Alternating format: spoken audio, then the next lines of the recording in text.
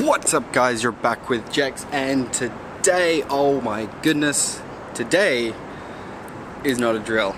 We finally have confirmation that Gen 3 will drop, and probably by the time you're watching this, we'll have Gen 3 in our game. That nearly went up, but it is now here, Generation 3, and we have a lot to go through.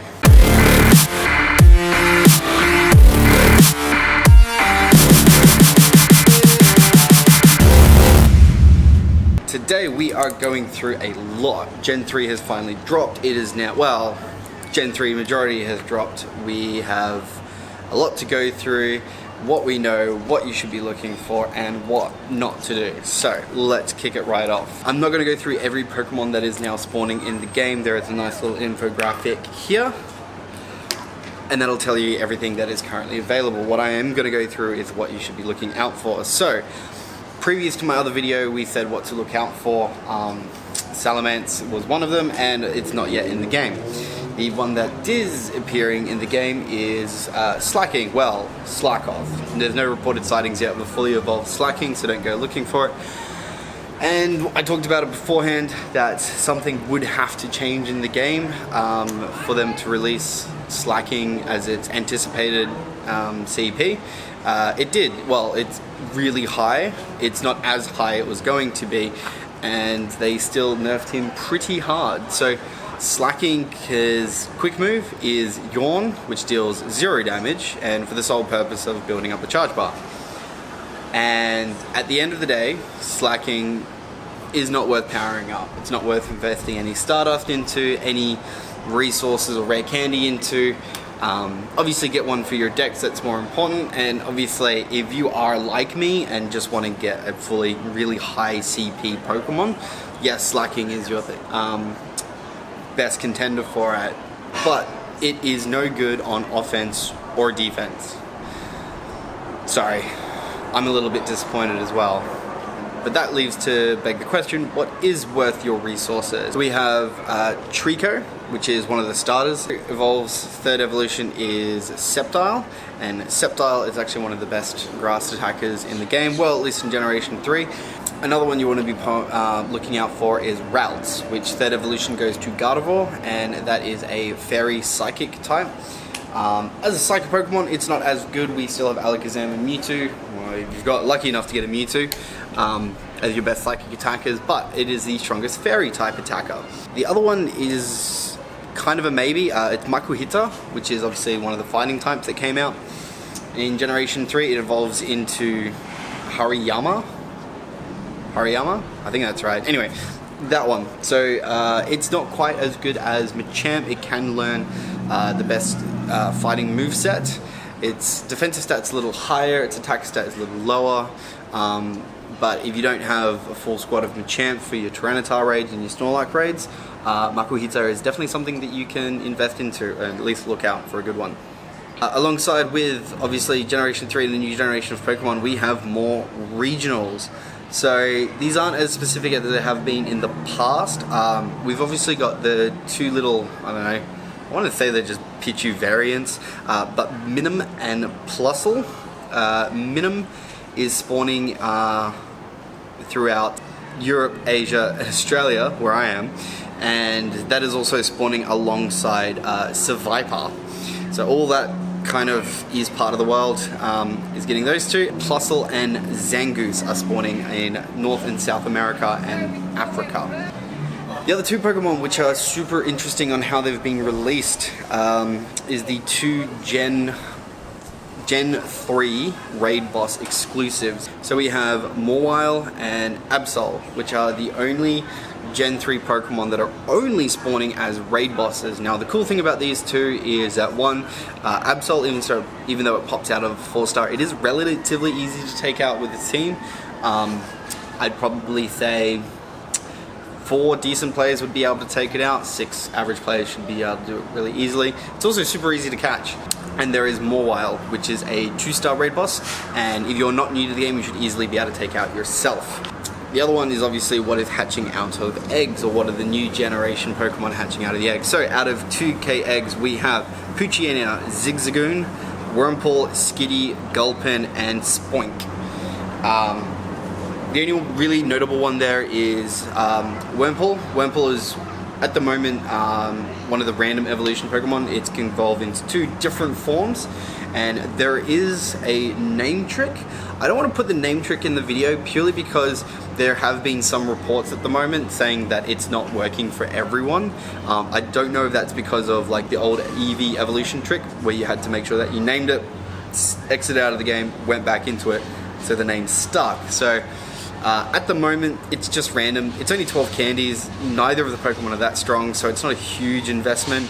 My recommendation is just, as soon as you can, keep evolving them. Remember, you've got your Pinap Berries, which is already half an evolution every time you catch a Wurmple. Out of the 5k eggs, so obviously we've got Trico, Torchic, and Mudkip, the 3 Generation 3 starters. You've got Seedot, Shroomish, Makuhita, Azurill, and Wynot. Wynot. It's a funny name, Wynot. Why not call it something else? Anyway, out of there, obviously, Generation 3 starters,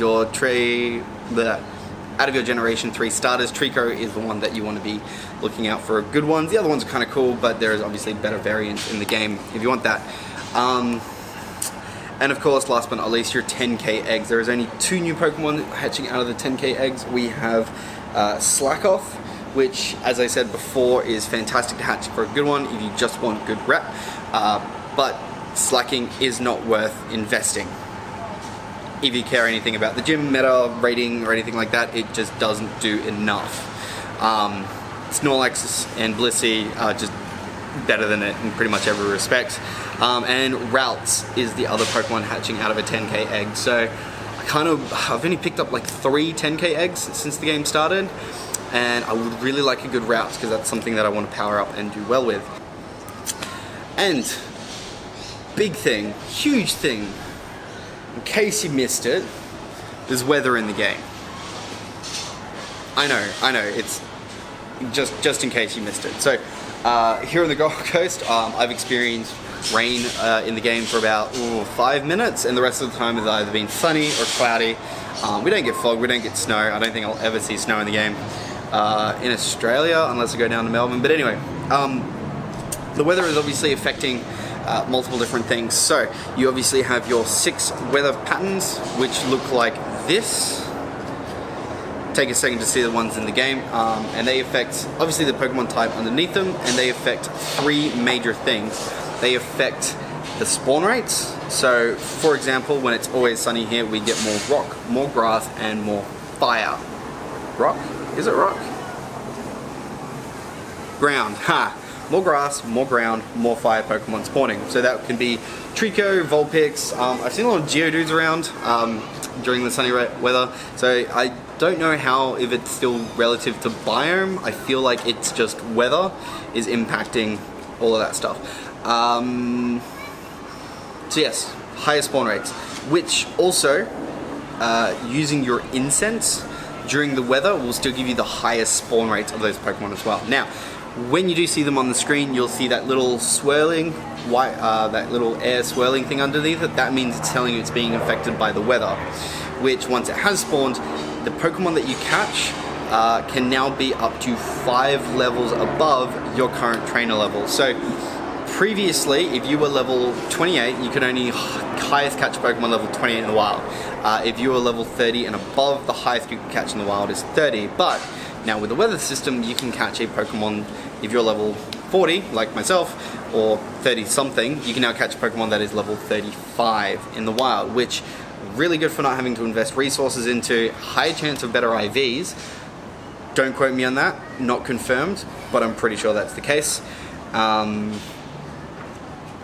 Oh, and of course, Stardust. You get extra Stardust for each catch. So first evolution catch, you get an extra 25 Stardust, netting you 1 to 5 Stardust. Second evolution catch, you're netting 75 extra Stardust for 375. And then on a third tier evolution, you're netting an extra 125 Stardust for 625 Stardust, which is fantastic. And the other thing that needed to mention is that because they are higher level boosted, they are stronger in battle. So not just them being a high level, but their attacks actually deal more damage as well. thing to note, obviously now Ho-Oh is gone. There is one thing that was really good and bad about the Ho-Oh raids with the new weather system. So here it's been hot pretty much every single day and it's been sunny in game. So fire type has been boosted, which is great because your Ho-Oh was appearing at level 25 as opposed to level 20, so really high CP. But when you're fighting Ho-Oh, as you probably realize, any Ho-Oh with Solar Beam is significantly harder, and because of the weather system, its Solar Beam was dealing extra damage as well. Which was hard, not fun. Yeah, so please take that into account when battling different raid bosses or even just fighting at the gym. It's really, really kind of important. On that note, on fighting on gyms, if you have opened up your Pokemon and swipe left, you've seen a little thing saying My Party. We finally have preset parties in the game. What that allows you to do is essentially, if you have a particular team that you like for either randomly beating up gyms or a particular raid boss you like versing, or the raid legendary raid at the moment. So my raid team I built up was for Ho-Oh with Solar Beam. You could always tell if it had Solar Beam because it would never give me a Golem, because it was like uber weak to Solar Beam and just get crushed instantly. So I made up a team that had my Dragonites, my Lugia, and two other ones, can't remember. But the recommended team always put my Lugia last, but I wanted to start off every fight with my Lugia because it was lasting the longest, dealing the most damage overall because of its high defensive stats and Hydro Pump. So I made a team just called HOSB, Ho-Oh Solar Beam. And basically when you open up a fight, you can just swipe left or swipe right. I don't know, how does Tinder work again? I think it's swipe right. And you would have your team there and you can set up 5 different teams, and then say you've got different raid bosses, you can just swipe through and select the team that you want. I feel like in the earlier raids it's not as important because the recommended team, if you've got a pretty decent team, it's not big, but when we do get these legendary raid seasons happen again, it'd be quite ideal just to make those couple of teams depending on the moveset that you're versing, because sometimes the recommended can get a little off. It's getting better, it's definitely getting better than before. I can't remember the last time it recommended me a Blissey. Jinx, touchwood, don't recommend me Blissey again. And I would really hate if it started recommending me Slacking. But yes, that is Party. I think that's about it.